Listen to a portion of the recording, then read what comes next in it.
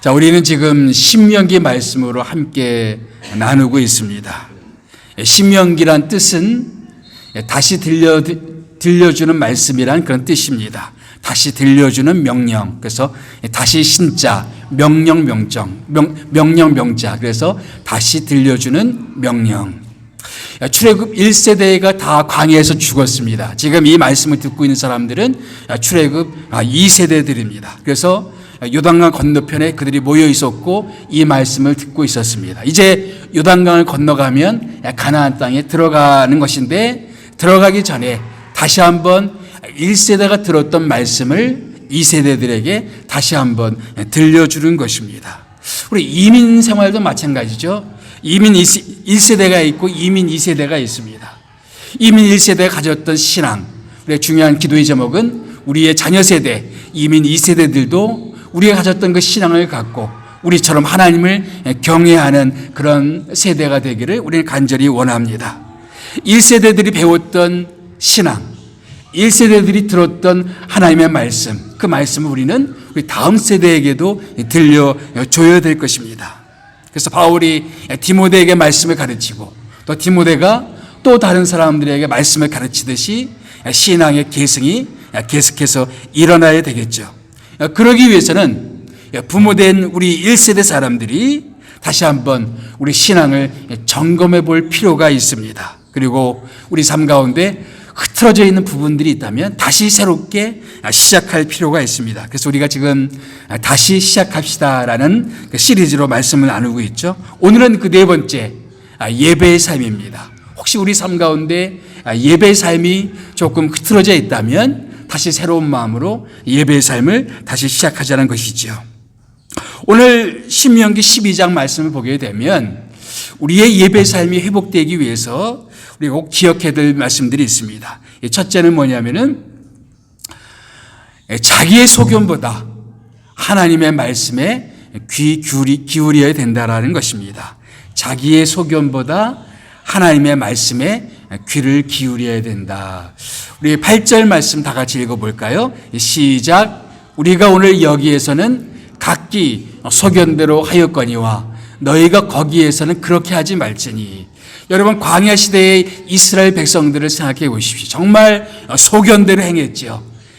좀 불편하면 원망하고 불평하고 그래서 하나님을 거역하고 그래서 하나님이 진노하시고 그런 것들이 반복되는 그런 세월이었습니다. 정말로 글자 그대로 자기 생각대로 자기 소견대로 행했던 그런 시간들이었습니다. 너희가 이제까지는 자기 소견대로 살았을지 모르지만 거기서는 그렇게 하지 마라 라고 말하고 있습니다. 그런데 이 8절 말씀이 어떤 맥락에서 주어졌는지를 좀 기억해 볼 필요가 있습니다. 예배라는 맥락에서 지금 이 말씀을 주고 있는 겁니다. 이제 가나안 땅에 들어가게 되면 가나안 부족들이 있고 가나안 부족들은 우상들을 섬기고 있다. 그래서 오늘 우리가 봉독한 말씀 가운데 보면 그 우상들을 다 불살라버려라. 그래서 제단을 헐고 또 그 주상과 석상들을 다 깨트려버리고 그리고 오직 너희는 하나님만 섬겨야 된다라고 말씀하고 있습니다. 그래서 너희들은 그런 그 가나안 부족들처럼 그들은 높은 산들을 찾아다니면서 푸른 나무 아래에서 그렇게 하나님을 이제 자기들의 신들을 섬겼는데 너희는 그렇게 하지 마라 라고 하면서 특별한 명령 하나를 주십니다. 그 명령이 13절, 14절 말씀이에요. 13절, 14절 말씀. 다 같이 한번 읽어봅시다. 시작. 너는 삼가서 내게 보이는 아무 곳에서나 번제를 드리지 말고 오직 너희의 한 지파 중에 여호와께서 택하실 그곳에서 번제를 드리고 또 내가 너희에게 명령하는 모든 것을 거기서 행할지니라. 자, 가나안 부족들은 자기들이 원하는 곳은 어디서든지 자기들의 신들을 섬길 수가 있었습니다. 그래서 높은 산들, 낮은 산들 찾아다니면서 좀 푸른 나무가 있으면 거기다가 바알상을 세워두고 아세라상을 세워두고 거기서 자기들의 신들에게 제사를 드렸단 말이죠. 그런데 너희들은 그렇게 아무 데서나 하나님을 예배하지 말라 라고 말하면서 어디서 예배를 드려라? 내가 너희를 위해서 택할 장소가 있다. 이 시점까지는 거기가 어디인지를 말씀하지 않습니다. 내가 어느 한 장소를 정할 터인데 거기다가 성전을 짓고 거기서 하나님을 예배하라라고 말씀하고 있는 것입니다. 그래서 아무 데서나 드리지 말고 내가 택한 그 장소에서, 지정된 장소에서 예배를 드려야 된다. 한 번만 말씀하신 게 아니라 여러 번 말씀하셨습니다. 5절에도 똑같은 말씀이죠. 오직 너희 하나님 여호와께서 자기의 이름을 두시려고 너희 모든 지파 중에서 택하실 그곳, 그 계실 곳으로 찾아 나아가서, 그러니까 하나님이 택하신 장소가 있는데 거기에 나아가서 예배를 드려야 된다라고 말하고 있습니다. 11절에도 마찬가지입니다.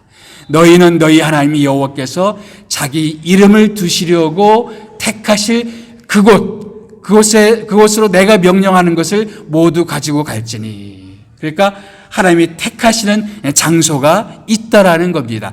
아무 데서나 예배 드리지 말고, 그리고 그냥 하나님이 원하시는 장소. 18절 말씀도 마찬가지죠. 다 같이 시작. 오직 내 하나님 여호와께서 택하실 곳에서. 오늘 이 12장 본문 말씀에 이 말씀을 계속해서 반복해서 말씀하고 있죠. 왜 반복하실까요? 중요하니까. 그렇죠? 너무너무 중요하니까.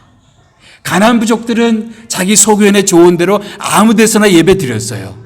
그런데 너희에게 좋은 대로 이렇게 하지 말고 내가 지정하는 장소에서 예배를 드려야 된다라고 말씀하고 있습니다. 예배는 우리 소견대로 드리는 것이 아닙니다. 하나님이 기뻐하시는 방법으로 드려야 되는 것입니다. 소견이라는 것은 우리 생각에 최선이라고 생각하는 바들입니다. 중요한 것은 내 생각에 최선이다. 내 생각에 이거 좋을 것 같다. 그것이 중요한 것이 아니라는 겁니다. 정말 하나님이 이것을 기뻐하시겠는가를 우리 물어봐야 된다는 것입니다. 오늘날 사람들은 자기 소견에 좋은 대로 다양한 예배의 형태를 유지합니다. 특별히 코로나 이후에도 다양한 예배 형태가 만들어졌습니다. 이 시점에서 우리는 다시 한번 질문을 던져볼 것이 있습니다. 이런 예배의 형태들은 정말 주님이 기뻐하는 방식인지, 아니면 우리들이 그냥 생각해 놓은 우리들의 소견인지를 진지하게 질문해 볼 필요가 있어요. 코로나 이후에 어떤 분들은 예배는 공적인 예배에 참여하지 않고 영상으로 예배 드리는 것으로 충분하다고 생각하는 분들이 있습니다. 소위 가나안 신자라는 말이 있죠. 가나안이 뭡니까? 가나안 신자. 가나안을 거꾸로 말하면 뭡니까? 안 나가. 그러니까 교회 안 나가는 신자들. 그러니까 나는 예수는 좋다. 그런데 교회 나가보니까 시험거리도 많고 사람들이 실망스럽고 그래서 교회는 싫다. 그래서 교회는 안 나가요. 그렇지만 나는 예수 믿는 사람이다. 그래서 영상으로 좋은 말씀도 듣고. 그러나 우리는 이 시점에서 한번 진지하게 하나님께 질문을 드려봐야 됩니다. 혹시 이러한 것들이 우리 소견에 따른 예배 형태인지, 아니면 정말 주님이 기뻐하시는 모습인지, 아무리 내 생각에 최선이라고 여겨져도 주님이 기뻐하지 않는다면 우리는 하지 말아야 된다는 것입니다. 여러분, 가나안 부족들이 아무 데서나 예배를 드렸죠. 사실은 편리성으로 생각하면 그게 편하죠. 그렇죠? 가까운 산에서, 그래서 나무 아래서 어떤 제단을 만들어 놓고 예배한다.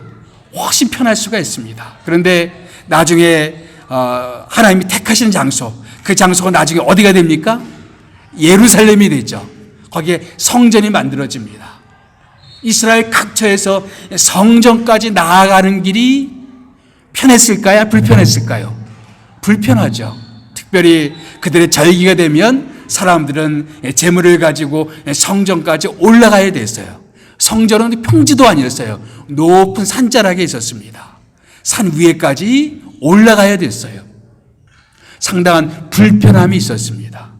그럼에도 불구하고 그것이 하나님이 지정하신 방법이었어요. 저는 또 성막도 생각해 봅니다. 하나님을 예배하는 장소인 성막을 만들 때 너희들이 최선을 다해서 성막을 만들어 보라라고 말씀하지 않으시고 세세하게 일일이 다 지정하십니다.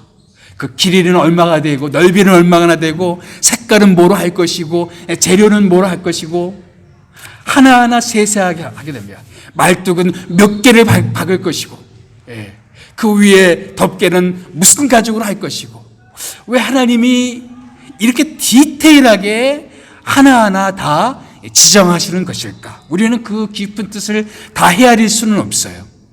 그럼 우리 한 가지 최소한대로 우리가 교훈받을 수 있는 한 가지는 뭐냐면 정말 우리는 우리가 생각하는 최선이라고 생각하면 안 된다는 거예요. 우리의 최선이 하나님께는 최선이 아닐 수가 있다는 것입니다. 하나님이 기뻐하시는 하나님의 예배가 있다는 겁니다. 그것이 무엇인지 우리가 지금 주님께 예배를 드리고 있는데 정말 이것은 주님이 기뻐하시는 방법인지 주님이 원하시는 형태인지 우리의 마음가짐 정말 주님이 원하시는 그 마음가짐인지 아니면 내 나름대로 최선이라고 자기 합리화를 하고 있는지. 그래서 우리가 첫 번째 우리 예배를 생각하면서 우리 자신을 점검해 봐야 될 건 뭐냐면 내 최선이 중요한 것이 아니라 내 소견이 중요한 것이 아니라 이것이 하나님이 기뻐하시는 방법인가, 하나님이 원하시는 마음인가, 하나님이 원하시는 방법인가, 하나님이 정하신 그런 길들인가를 진지하게 질문해 봐야 된다라는 것입니다. 이 두 번째 우리가 예배의 회복을 위해서 두 번째 중요한 것은 뭐냐면은 드린다는 것이 예배의 본질이라는 것을 우리는 기억할 필요가 있습니다. 드림이 예배의 본질이라는 것을 기억할 필요가 있습니다. 우리는 은혜로운 예배하면은 이렇게 생각합니다. 설교 말씀에 뭔가 감동을 받고 혹은 찬양 가운데 뭔가 감동을 받고 혹은 아이들을 위한 좋은 프로그램들이 있고 그래서 그런 것들이 좋은 예배라고 생각합니다. 좋은 예배죠. 근데 이 예배 이런 생각들의 초점은 뭐냐면은 예배를 통해서 우리가 얻는 유익의 초점이 있습니다. 예배를 통해서 내가 받는 은혜 받았다, 감동 받았다. 그것이 예배를 평가하는 기준이겠느냐 하는 거예요. 그것이 내가 예배를 통해서 뭔가를 은혜 받고 뭔가를 느끼고 그것이 좋은 예배인가? 그런데 예배의 본질은 우리가 무엇인가를 받는 데 초점이 있는 것이 아니라 내가 주님께 무엇을 드리는가에 초점이 있다는 겁니다. 6절 말씀 보겠습니다. 6절 말씀 시작. 너희의 번제와 너희의 제물과 너희의 11조와 너희 손의 거제와 너희의 서원제와 낙헌 예물과 너희 소와 양의 처음 난 것들을 너희는 그리로 가져다가 그 다음에 드리고. 여러분 구약에 있는 제사를 생각해 보십시오. 구약의 예배는 뭡니까? 제물을 드리는 거죠. 그게 예배예요. 그렇죠? 예배는 드리는 거였습니다. 그래서 뭐 여러 가지 제물들이 있었죠. 여러 가지 항목에 따라서 절기에 따라서 혹은 이유에 따라서 드리는 제사의 종류가 다르긴 했지만 초점은 뭐냐면은 하나님께 드리는 것이었습니다. 드리는 거. 예배는 드리는 것입니다. 그래서 구약에 많은 드리는 제사가 있었습니다. 물론 지금은 우리는 그런 제물들을 드리지 않죠. 제물들을 바치지 않습니다. 그러나 신약 시대에 와서 바울은 우리에게 이렇게 말씀을 나눕니다. 로마서 12장 1절 말씀 다 같이 시작. 그러므로 형제들아 내가 하나님의 모든 자비하심으로 너희를 권하노니 너희 몸을 하나님이 기뻐하시는 거룩한 산 제물로 드리라. 이런 너희가 드릴 영적 예배니라. 우리는 옛날처럼 무슨 양이나 소를 잡아다가 제물로 바치진 않아요. 근데 뭐를 드리라고요? 우리를 드리라. 우리 자신을 드리라고. 우리 자신을. 예. 근데 우리 자신은 죽일 수가 없으니까 산채로 하나님께 드리라. 예배는 뭐냐?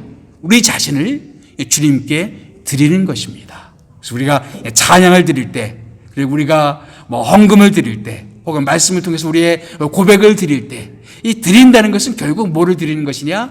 내 자신을 주님께 드리는 것입니다. 예배의 본질은 그 예배를 통해서 다시 한번 주님, 나는 주님 것입니다 라면서 주님께 내 자신을 드리는 것이 예배의 본질이라는 거예요.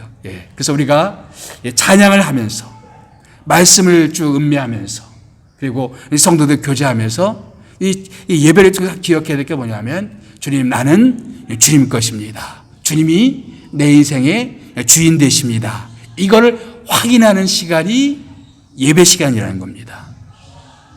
우리는 인생을 살고 세상을 살다 보면 알게 모르게 모든 게 다 내 것 같아요. 아이들도, 자녀들도 내 것 같고, 내 돈도 내 것 같고, 시간도 내 것 같고, 모든 게 다 내 것 같아요.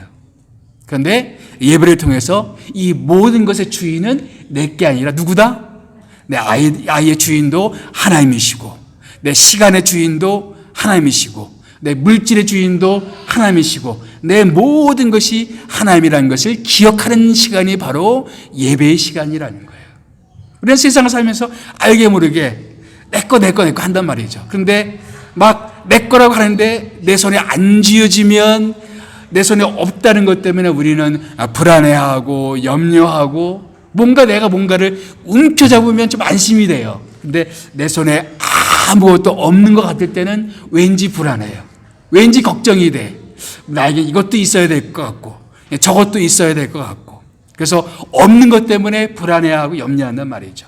그러다가 또 쥐어지면 뭐가 있다는 것 때문에 교만해지고 우쭐해지는 게 인간이란 말이죠. 그게 인간이에요. 그런데 예배를 통해서 다시 한번 우리를 재조정하는 겁니다. 우리 영혼을 다시 한번 얼라이먼트, 새롭게 조정하는 시간이에요. 세상을 살면서 알게 모르게 다 내 거라고 생각했던 이 모든 것들을 다시 한번 예배를 드리면서 다 내려놓는 겁니다. 내려놓으면서 주님, 그렇지요. 이것의 주인은 내가 아니죠. 주님이 우리의 모든 것의 주인 되시지요. 하면서 우리 주인 되시지. 나는 그저 주님께 드려지는 겁니다. 내 모든 것의 주인은 주님이십니다. 라고 고백하는 시간. 그것이 바로 예배의 시간이라는 겁니다. 그래서 내가 하나님의 모든 자비하심으로 너희를 권하노니 너희 몸을 하나님이 기뻐하시는 거룩한 산제물로 드리라. 우리가 일을 할 때에도 주님, 이 일도 내 것이 아닙니다. 주님께 드리고, 집에서 가정 일을 하다가도 이 가정도 이 집도 내 것이 아닙니다. 주님 것입니다. 그래서 주님께 드리고, 그래서 주님이 이 가운데서 주인 되어 주시옵소서. 내 일 가운데 주인 되어 주시옵소서. 아이를 키우는 일 가운데 주님 주인 되어 주시옵소서. 주님이 여기를 다스려 주옵소서. 그래서 예배를 마치고 돌아갈 때는 그런 마음으로 우리 가정에 돌아가고, 그런 마음으로 우리 일터에 돌아가고, 그런 마음으로 우리는 세상에 돌아가는 겁니다. 그것이 예배예요. 그래서 주인 되심을 다시 한번 확인하는 겁니다. 하나님께 나 자신을 주님께 다시 한번 드리면서, 바치면서, 주님, 내 인생의 주인은 주님 되십니다. 주님, 나를 받아 주시옵소서. 또 한 주간의 삶을 통해서 내가 내 모든 삶이 주님께 드려지는 제물이 되게 도와주시옵소서. 사람을 대하는 모습, 내가 일하는 모습, 아이를 키우는 모습, 내 존재하는 모습, 이 모든 것이 주님께 드리는 제물이 될 수 있도록 축복해 주시옵소서. 그것이 바로 우리의 예배란 말이죠. 세 번째는 뭐냐면, 예배란 하나님께 대한 소통뿐만 아니라 다른 이들과의 교제에도 힘써야 된다는 것입니다. 우리는 보통 예배하면 하나님과 우리의 관계만 중요하다고 생각합니다. 그래서 내가 하나님을 찬양하고, 하나님께 기도하고, 하나님의 말씀을 듣고, 이런 하나님과 나의 수식적인 관계만 중요하다고 생각을 해요. 근데 오늘 말씀 보게 되면 그것만 중요한 게 아니라고 말씀하고 있어요. 자, 12절 말씀 다 같이 읽어봅시다. 시작. 너희와 너희의 자녀와 노비와 함께 너희 하나님 여호와 앞에서 즐거워할 것이요 내 성중에 있는 레위인과도 그리할지니 레위인은 너희 중에 분깃이나 기업이 없음이니라. 자, 제사를 바쳤어요. 제사를 바치는 가운데 어떤 제물은 완전히 불태우는 제물이 있었어요. 그런 제물을 번제라고 부릅니다. 어떤 제물은 거기에 내장이나 일부분만 불태우는 제물이 있었어요. 그런 제물도 있었고, 어떤 제물은 피만 또 바치는 제물이 있었어요. 그래서 어떤 제물은 다 불태우는 제물이 있었고 어떤 제물은 일부분만 불태우고 나머지는 제사장이 먹는 몫이 있었고 아니면 제사 드리는 사람이 먹는 몫이 있었습니다. 그 얘기를 하고 있는 거예요. 그래서 하나님께 바치고 그리고 나서 함께 먹는데 너희 자녀들을 함께 먹고 그 다음에 뭐를 먹어요? 종들도 데려다 같이 먹고 심지어는 성중에 있는 레위 사람들도 초청해서 같이 먹으라 이거예요. 그러니까 제사를 말하면서 예배를 말하면서 하나님께 바치는 것만 얘기하는 것이 아니라 그러고 나서 함께 먹으면서 즐거워하는 것도 예배라는 것을 말씀하고 있는 거죠. 예배라는 것은 수식적으로 하나님께 경건한 마음으로 거룩한 마음으로 바치는 거 중요해요. 중요한데 거기서 끝나는 것이 아니라 내 옆에 있는 사람들과 함께 먹으면서 함께 즐거워하면서 교제하는 것도 예배의 중요한 본질이고 중요한 한 부분이라는 것입니다. 그래서 예배는 우리가 여기서 말씀을 듣고 기도하고 또 축도로 끝나는 데서 끝나는 것이 아니라 또 이 성도들이 함께 차를 먹으면서 마시면서 혹은 식사를 하면서 함께 교제하는 것, 그것도 주님 앞에서 드리는 중요한 예배라는 것입니다. 교제도 중요한 예배의 한 부분이에요. 그래서 너희는 하나님 앞에서 예배하라. 그래서 신학교에서는 뭐라고 말합니까? 사도행전 2장 42절 이 전통을 이어받아서 어떻게 합니까? 다 같이 읽어봅시다. 시작. 그들이 사도의 가르침을 받아 서로 교제하고 떡을 떼며 오로지 기도하기를 힘쓰니라. 자, 말씀을 가르침을 받는 거 말씀이죠. 그렇죠? 가르침을 받아요. 설교 말씀을 듣고 성경 공부를 하고 가르침을 받습니다. 또 기도하는 거 얼마나 경건합니까? 이것은 하나님과 우리의 관계죠. 그렇죠? 그런데 또 뭐가 있습니까? 떡을 떼며 교제하고 서로 교제하고 떡을 떼고 이것은 수평적으로 다른 성도들과 함께 나누는 교제의 부분이란 말이죠. 그러니까 교회가 처음 생겨난 최초의 교회가 지금 이 사도행전에 나오는 이 예루살렘 교회인데 바로 최초의 예배의 형태는 뭐냐?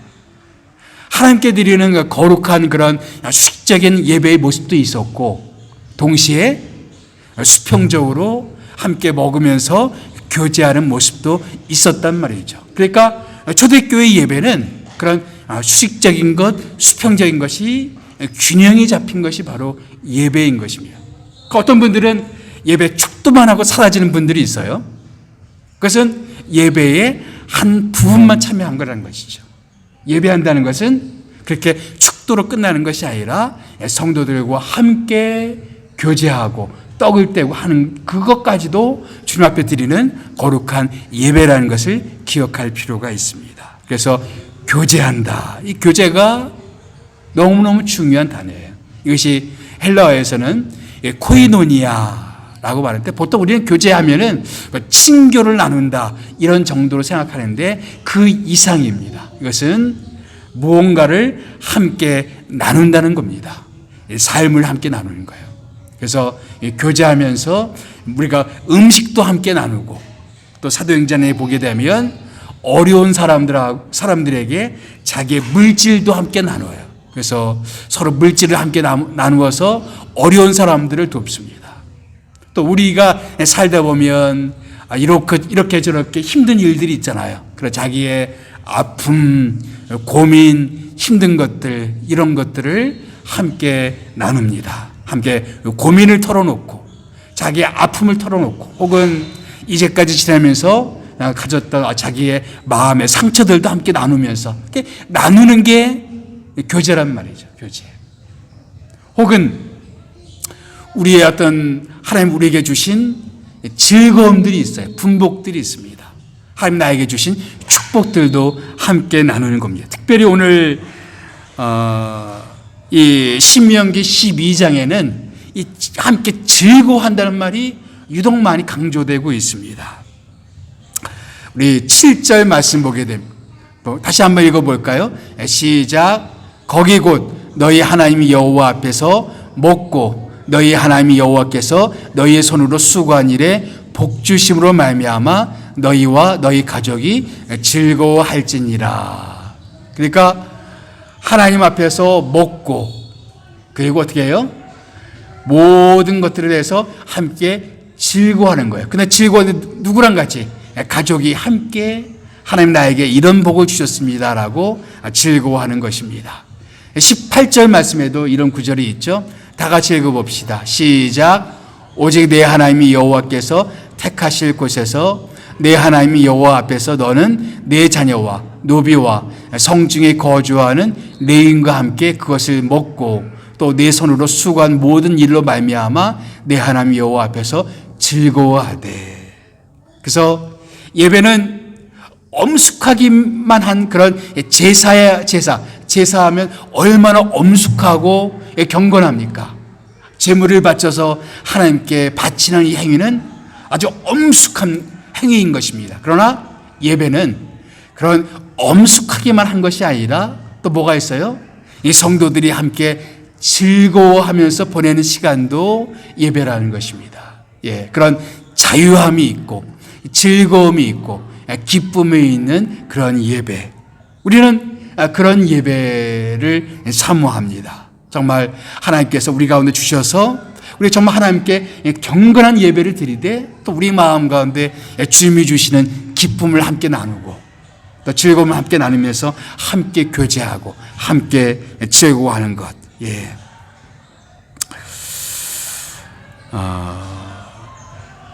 이자크 디네션이라는 사람이 쓴 책 가운데 바베트의 만찬이라는 그런 책이 있습니다. 영화로도 만들어지고 또 연극으로도 만들어졌습니다. 폭풍우가 몰아치는 어느 날 바베트라는 사람이 어느 마을 덴마크에 있는 한 어촌에 도착합니다. 사실 이 사람은 바베트라는 이 사람은 프랑스 혁명의 가족을 모두 잃고 피신해서 도망 나온 사람입니다. 근데 이 바베트를 받아준 사람이 이 동네에 있었던 마르티나 그리고 피리파라는 그런 자매였습니다. 그러니까 목사님 딸들이었어요. 근데 목사님은 아주 엄격한 신앙의 소유자였는데 목사님은 돌아가시고 그래서 이제 그 교회 시골 교회는 부모님 그 목사님을 모실 만한 형편이 안 되니까 이 목사님의 딸들이었던 마르파와 필리파가 이 교회의 그 어떤 성도들을 돌보면서 그렇게 공동체 생활을 하고 있던 그런 동네였습니다. 이 동네에 바베트가 피신을 와서 12년 동안 살게 되는데 와보니까 이 동네 사람들이 맨날 서로 싸우고 서로 원망하고 하여튼 뭐 싸우지 않는 집이 없을 정도로 서로 그렇게 마음들이 강팍해져 있었어요. 그러다가 이제 어느 날 바베트가 복권을 하나 사는데 복권이 당첨이 됐습니다. 그 당시에 1만 프랑, 그 시골 사람들이 생전에 만져볼 수 없는 그 당시에 거액이었다고 합니다. 그래서 이 복권을 탔어요. 그 사람들은 야 이제 이 바베트가 이 동네를 뜨겠구나 생각을 했는데 바베트가 목사님 딸들을 찾아가요. 마르티나와 필리파를 찾아가서 이렇게 말합니다.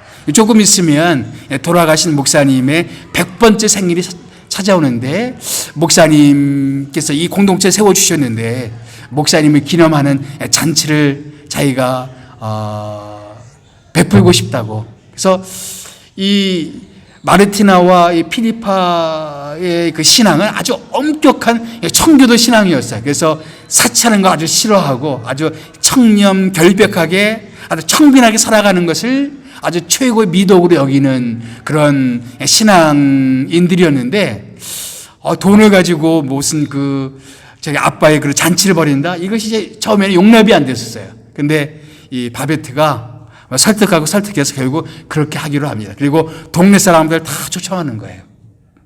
그래서 이제 동네 잔치가 벌어졌습니다. 동네 사람들은 뭐 국수 한 그릇 얻어먹겠지 생각했는데 와보니까 수준이 달랐어요. 뭐 거기 거북이 수프에다가 뭐 가재 알에다가 뭐 이 프랑스 파리에서 최고급 식당에서 먹을 수 있는 그런 음식을 처음으로 맛보는 것입니다. 사실 이 바베트는 프랑스 최고급 인류 식당에서 셰프였었어요.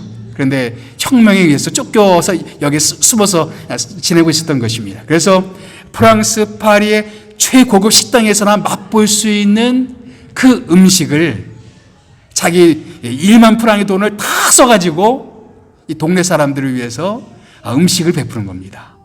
어떤 사람들은 그것이 사치였을지 모르겠습니다. 그 거액의 돈을 한 번의 잔치를 위해서 이렇게 쓰다니. 근데 사람들은 일평생 맛보지 못한 진기한 그런 요리의 맛을 그냥 맛보는 겁니다. 그때 어떤 장군이 초청받았는데 자기가 정말 파리에서 맛보았던 그 최고로 유명한 식당이 있어요. 그 식당에서 맛본 그 맛과 같다. 근데 사실 바베트가 그 식당의 요리사였어요. 그래서 근데 이상 신기한 건 뭐냐면은 사람들이 그 만찬을 참여하면서 마음들이 풀어지는 겁니다. 그래서 말도 안 했던 그 동네 사람들이 서로 말을 하게 되고 서로 대화를 나누면 분위기가 아주 부드럽게 변해가는 겁니다. 필리파가 노래를 하고 이 장군이 자기가 또 성경 말씀 한 구절을 또 인용도 합니다. 그러면서 이 축제의 분위기로 변해요. 축제의 분위기로. 엄격하게만 했던 이 동네 사람들, 그것을 최고의 지상의 목표, 또 신앙의 목표라고 생각했던 이들 가운데 만찬의 기쁨이 있었고 만찬의 축제가 있었습니다. 이 소설을 통해서 우리에게 보여주는 바는 뭐냐면은 우리의 신앙생활에 있어서 엄격함을 추구하는 것은 중요한 가치일 수가 있어요. 하나님 그러나 그것과 더불어 우리 삶 가운데 하나님이 주시는 깊은 기쁨들이 있다는 거예요. 축제가 있다는 거예요. 사실은 예수님을 생각해 보십시오. 예수님이 우리를 위해서 베풀어 주신 은혜는 낭비라고 여겨질 정도로 과한 그런 사랑이었습니다. 우리 같은 사람들을 위해서 예수님께서는 자기의 목숨을 바쳤어요. 이것은 아무리 생각해도 낭비와 같은 사랑입니다. 우리가 뭐라고 그 예수님께서 하나님의 아들 되신 그 예수님께서 자기의 생명을 바쳐서 우리를 구원하십니까? 우리는 사실은 예수님의 십자가의 만찬에 구원의 만찬에 초대받은 사람들입니다. 우리로서는 도저히 맛볼 수 없는 하나님의 은혜, 우리의 선행으로는, 우리의 공로로는, 우리 아무리 노력해서는 절대 경험할 수 없는 하나님의 사랑을 우리는 예수님의 십자가를 통해서 경험할 수 있는 축복을 주셨습니다. 시골 동네 사람들이 결코 맛볼 수 없었던 최고급의 파리의 그 식당에 있었던 그 음식을 맛보았듯이 우리가 아무리 노력해도 아무리 했어도 얻을 수 없었던 하나님의 그 놀라운 축복의 은혜를 경험했어요. 그 은혜를 경험했다면 우리가 그 사랑에 의해서 다른 사람들에게 그 사랑을 함께 나누면서 함께 기뻐하고 함께 즐거워하고. 예배란 뭘까요? 예배는 바로 엄숙한 의무일 수도 있지만 하나님께서 우리에게 베풀어 주신 그 은혜에 대해서 함께 즐거워하는 축제인 것입니다. 오늘 본문 말씀 보게 되면 하나님의 복 주심에 대해서 감사하는 거죠. 그렇죠? 하나님께서 우리 가운데 행하신 모든 수고한 모든 일로 말미암아 내 하나님 여호와 앞에서 즐거워하는 것이라. 다른 성도들과 함께 교제하면서 하나님의 주신 복들에 대해서 감사하면서 즐거워하는 축제의 예배. 그것이 바로 우리들의 예배라는 것이죠. 그래서 예배가 기다려지고 예배가 감사가 되고 예배가 축제가 되고 그런 우리의 예배가 되기를 주님의 이름으로 축복합니다. 기도하겠습니다.